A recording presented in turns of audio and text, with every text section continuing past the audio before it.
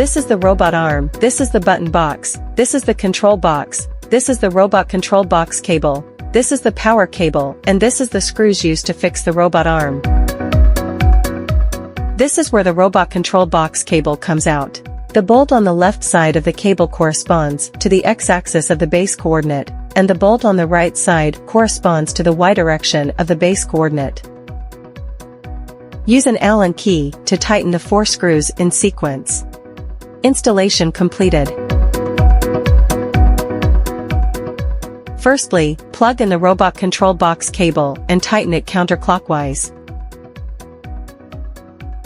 Secondly, plug in and tighten the button box cable. Finally, plug in the power cable and make sure the emergency stop button on the button box is released, then you can start power up the robot. During the robot power-up process, the robot end indicator light presents a cycle of red, green, and blue lights. Wait for the indicator light to turn to green and is always on, then you can start log in robot web app. Firstly, use a network cable to connect one end to the internet port of the button box and one end to PC. Next, open your PC's network and internet settings interface, select Ethernet, change adapter option.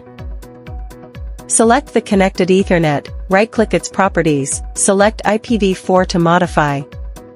Change to 192.168.58.xx, the last digit cannot be 2. Subnet mask 255.255.255.0. Click to confirm and save. Then open the browser, enter URL 192.168.58.2 to enter the robot web app interface. Login account name, admin, password, 123. Then you can start operate the robot after successfully log in.